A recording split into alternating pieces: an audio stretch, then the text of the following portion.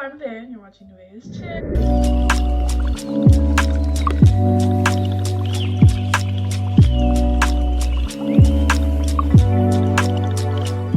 And on today's episode, we are going to be talking about a word you might know, but a meaning that has been diluted. So let's get into it. Twin flames. I know a lot of people are like, oh my god, I love them. And the odds are you don't have one.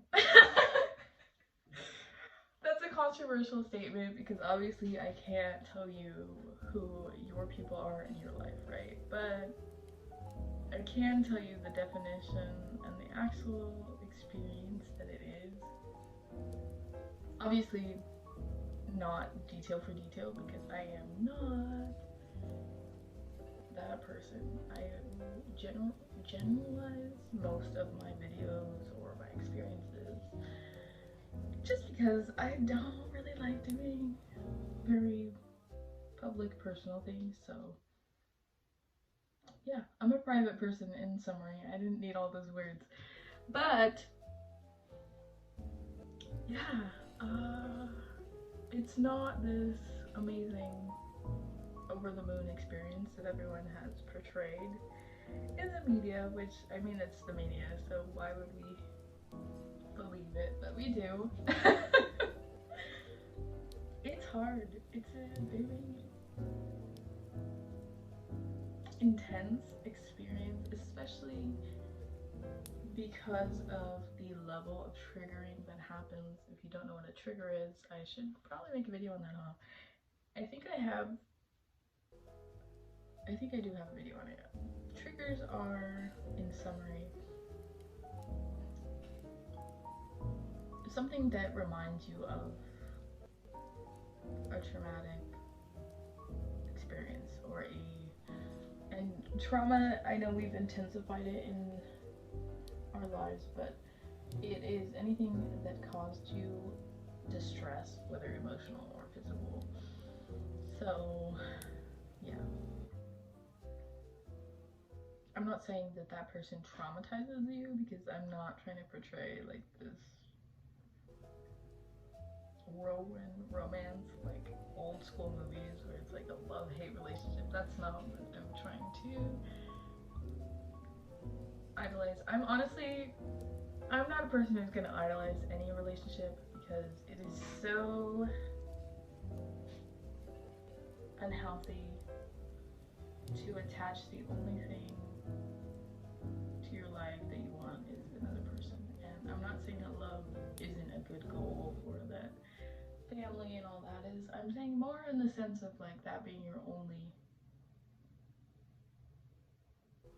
reason for living. And I know some people are gonna get bothered that I said that, but anyways, I'm not saying toxic relationships are your twin flames. I'm not saying that someone who is treating you terribly is your twin flame. I am simply saying that it's not a fun experience, and usually it's not the other person doing it.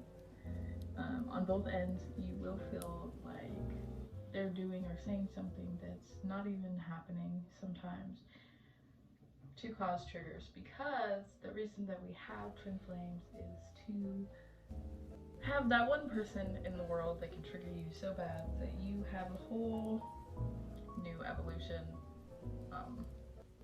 For those that didn't understand that, because that sounded really like holistic and it's one person that can hit you so deep that you have to restart your whole experience, your whole human experience. Going back to like childhood triggers and childhood experiences and healing those. Not everyone knows that it's a healing experience, so it can possibly destroy you as a person, which is good.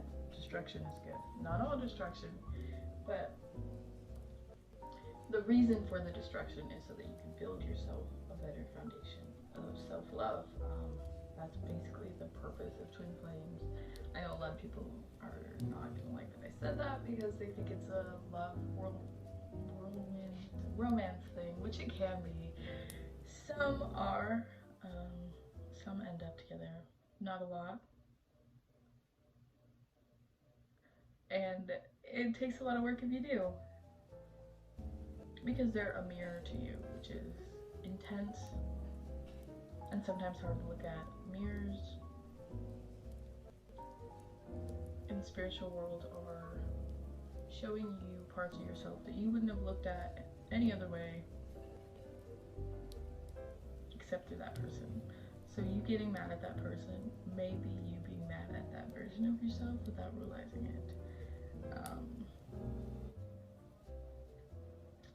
Yeah, it's pretty intense. I wouldn't recommend it. And no, don't ask in the comments. It creates a codependency in a sense, because you think that that's your missing piece, and that's what mainstream media has portrayed, which is kind of annoying, but it's not. It's you almost, yeah, it's like showing you the ways that you need to work on yourself. They're the only person that can get you to see it, and it's not the way that everyone has been saying on like TikTok, and it's mainly TikTok because that's more of a growing platform. But it can be, it doesn't have to be a romantic partner, it could be anyone, but the odds are intense, very intense, that the odds of every single person that posts about it having it is not true, I guess I should say, because they're thinking of a karmic relationship, and karmic relationships, here's where I get lost, because karmic relationships do a similar thing, they just don't do it as intensely as twin flames. They kind of teach you about yourself and what you need to work on as well, but not to the deepest level of rebuilding yourself, but like smaller lessons of healing. But when you're in a twin flame, you very much start from the very beginning, like, why do I think this way? Where did it stem from? And you rebuild your character. But when you're in a karmic relationship, you are more fixing smaller issues.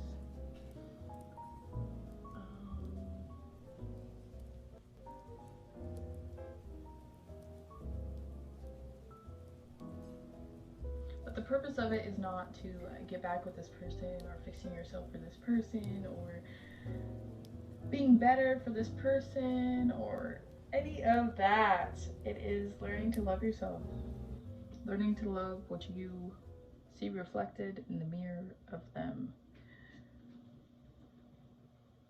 I'm not saying you have to like avoid that person, I'm just saying that it is a process of self-love, and it's not supposed to be focused on the other person. It's more a situation that will get you to focus on yourself. And if you're not focusing on yourself, you're not really learning the lesson, and the cycle will continue, which is like a karmic cycle, except on a bigger scale, I guess you can say.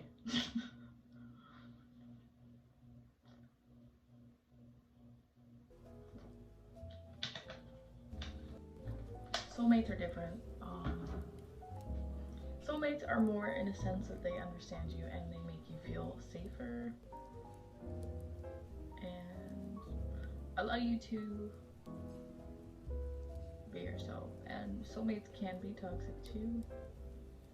It really doesn't, like, the label doesn't really matter, I guess you could say, because they're levels.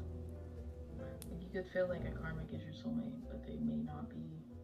You could feel like a soulmate is your twin flame, but they may not be. Like, it's just levels, it's deeper connections.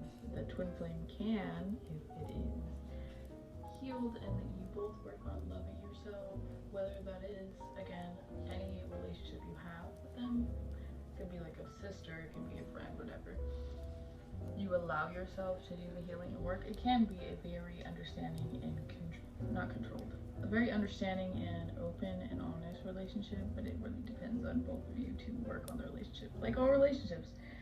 But more intense, like I keep saying, it's not a happy-go-lucky experience, and I wouldn't recommend it. So yeah, I think that's all I'm gonna say on this one. I don't really like the topic because people get really confused in the spiritual community and the regular community on the levels of relationships. They're kind of all to teach you more about yourself and self-love. Like, it all really stems back to self-development, self-growth, and self-love, and that's why I brought this video out. Because my whole page is about self-development and self-love, so it's kind of like not fair to not mention it.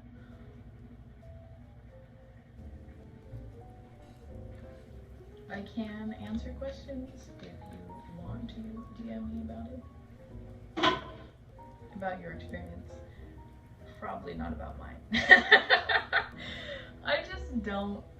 I don't talk about it. I genuinely do not like to talk about the past or the future, and it's kind of confusing to people who haven't been around me, but the present moment is a great topic, or the idea of